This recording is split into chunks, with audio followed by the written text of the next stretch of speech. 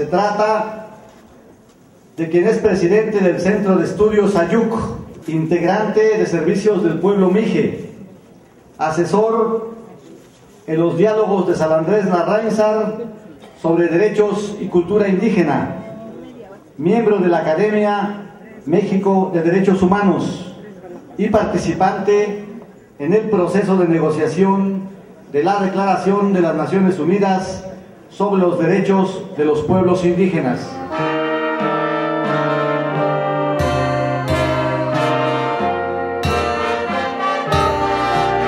El suelo oaxaqueño es un suelo muy rico, es un suelo muy diverso en cuanto a la existencia y pervivencia de numerosos pueblos indígenas. Estamos hablando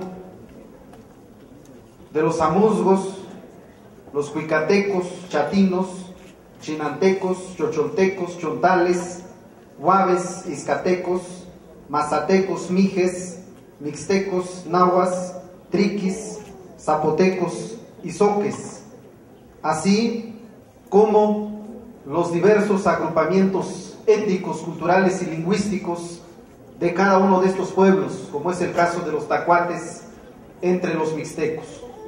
También en este suelo conviven con nosotros ya desde hace ya algún buen tiempo nuestros hermanos y hermanas afrodescendientes. De modo pues que estamos hablando de una sociedad sumamente diversa, sumamente plural en lo étnico, en lo cultural y en lo lingüístico.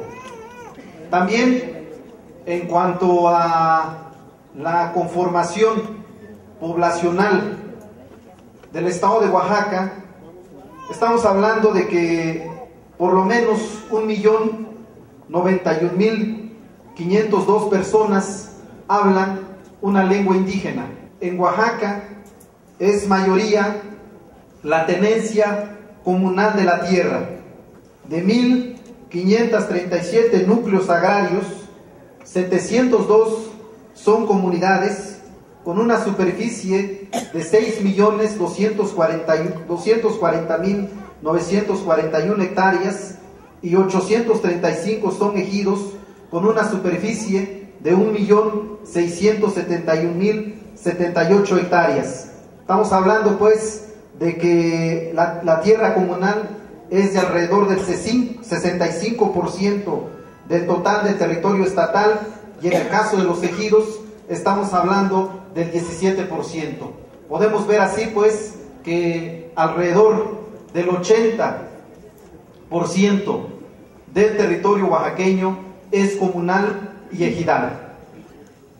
Dicho de otro modo, es la propiedad tradicional que tienen numerosos pueblos. De 570 municipios que hay en Oaxaca, 418 de ellas usan un sistema electoral propio y específico para la elección y nombramiento de las autoridades municipales. Y bueno, en el ámbito de todo el país, estamos finalmente hablando de que en Oaxaca es donde está la mayor parte de la presencia de los pueblos indígenas, la mayor parte de la población indígena. Sin embargo, sucede, y esa es la paradoja que a veces no alcanzamos a comprender, sucede que muchos de nuestros pueblos, muchas de nuestras comunidades, muchos de nuestros municipios viven en una profunda, en una lamentable marginación, en una pobreza extrema en el ámbito económico. Es así que los índices de mortalidad infantil y materna, es así que los niveles y la calidad de la educación en nuestros pueblos, es así que en general los servicios básicos están muy por debajo de lo que tiene cualquier ciudadano mexicano.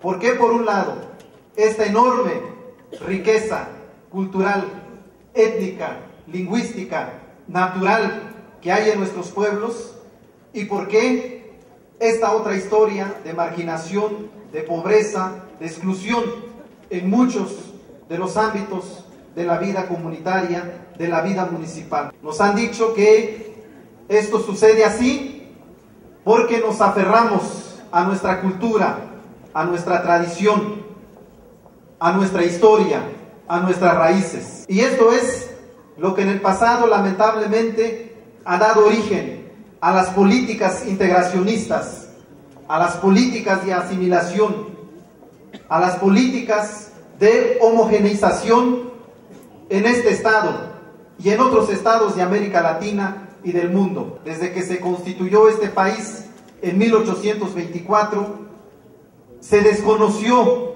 se ignoró la presencia de nuestros pueblos en la Constitución mexicana, incluso también en la Constitución del estado de Oaxaca. Incluso se nos dio un trato de extranjeros.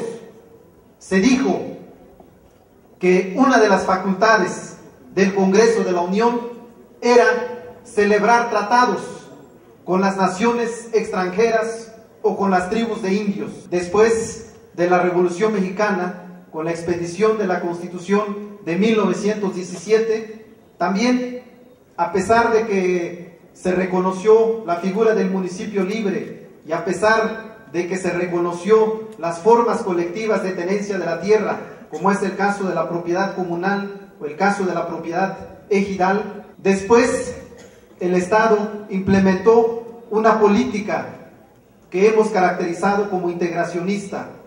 Y se dice así porque la idea básica de estas políticas es que los pueblos indígenas dejemos nuestra cultura y que podamos abrazar como lengua única la lengua castellana, que podamos abrazar como sistema único de vida el sistema de vida occidental, que podamos caminar y vivir como se hace en las ciudades, en las urbes. Por eso es que hemos venido acá, porque tenemos que cambiar esta historia.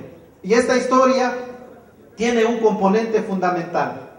Depende de la libertad y la decisión de nosotros mismos. Hoy el derecho a la libre determinación ha sido reconocido en el ámbito universal con la adopción de la Declaración de las Naciones Unidas sobre los Derechos de los Pueblos Indígenas, cuyo artículo 3 reza que los pueblos indígenas tienen derecho a la libre determinación y que en virtud de este derecho los pueblos determinan libremente su condición política y proveen asimismo su desarrollo económico, social y cultural.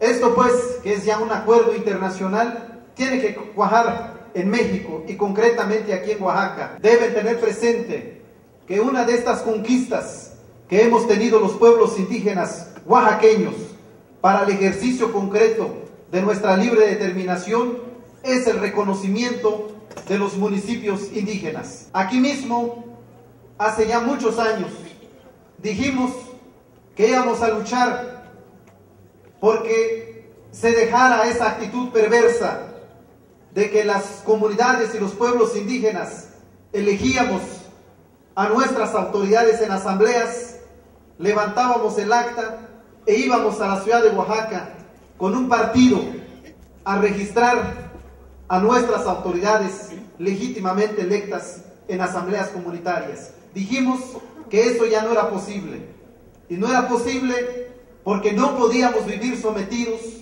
al capricho, a la voluntad y al antojo de los partidos políticos. Dijimos, vamos a luchar para que se reconozca el régimen normativo propio, el régimen político propio de elección y nombramiento de nuestras autoridades municipales. El 30 de agosto de 1995 se aprobó en el Código de Instituciones Políticas y Procedimientos Electorales del Estado de Oaxaca el sistema de usos y costumbres, mismo que fue perfeccionado en el año de 1997. Y es un régimen que ha traído paz, que ha traído gobernabilidad, que ha traído justicia a este Estado. Aunque ahora, y lo quiero decir fuerte, aunque ahora hay personas, hay actores, hay partidos, hay funcionarios que quieren socavar este sistema de usos y costumbres. Hoy, quienes defendemos un régimen político propio, diferente, eso sí, pero propio y auténtico de nuestros pueblos, nos estamos sumando a esta gesta liberal y a esta gesta federalista encabezada por nuestro hermano zapoteco Benito Juárez García. En esta importante batalla que tenemos que dar para que por fin en el Congreso del Estado tengamos una representación indígena, pero que no sea a través de los partidos políticos, que sea a través de nuestros propios métodos de elección, y que el Congreso local no siga tomando decisiones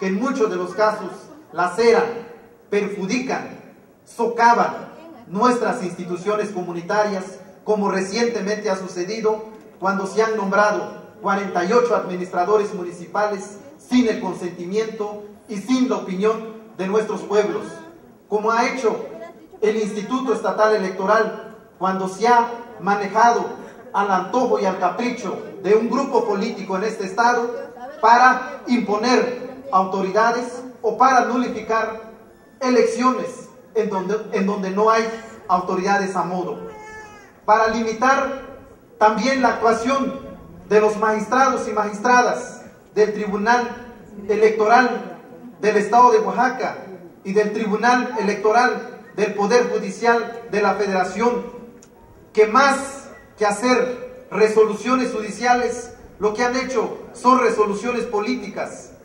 Son resoluciones políticas que han puesto en severo peligro y que han lesionado de manera profunda la institucionalidad política de por lo menos 48 municipios indígenas en Oaxaca. Esto, hermanos y hermanas, no había sucedido desde que se reconoció el régimen de usos y costumbres en el año de 1995. Es el artículo 113 de la Constitución de Oaxaca, en su fracción quinta, que establece el derecho de nuestras comunidades y de nuestros municipios a asociarse libremente para diversos fines, para hacer estudios sobre los problemas que aquejan a nuestros pueblos, para conformar cuerpos de asesoramiento técnico, para la capacitación de los funcionarios y empleados, para la formulación de programas de desarrollo común y en general para la promoción de cualquier actividad que dé bienestar y progreso a nuestros pueblos. Esta importante disposición, que hasta hoy ha sido letra muerta, es importante para nosotros, porque yo creo que ha llegado la hora de que los pueblos indígenas nos organicemos a nivel regional. Por eso es importante que en este foro platiquemos las autoridades de las comunidades, las autoridades de los municipios, los dirigentes de las organizaciones comunitarias y regionales, la importancia de esta asociación regional como pueblos indígenas. Y aquí en la sierra hay importantes ejemplos. Está el ejemplo, por ejemplo, de la Unión Liberal de Ayuntamientos, que también hay que decirlo con mucha claridad. Esta unión en el pasado ha sido usado por un partido político para el posicionamiento de sus intereses. En la Sierra Mije hemos tenido diversos esfuerzos de asociación, de organización regional. Pero ¿qué ocurre? Llegan los diputados, llegan los delegados de gobierno, llegan los funcionarios públicos y lo primero que hacen, en vez de alentar esta organización comunitaria, es destruirla, es señalar a los dirigentes, es señalar a las autoridades que quieren caminar en la dirección de la unidad y en la dirección del fortalecimiento de la autonomía de nuestros pueblos. Que aprovechemos estos espacios para que los pueblos indígenas nos empecemos a organizar de manera regional y que a partir de allí podamos construir las respuestas a muchos de los desafíos, a muchos de los problemas y a muchos de los sueños que durante mucho tiempo hemos tenido los pueblos indígenas.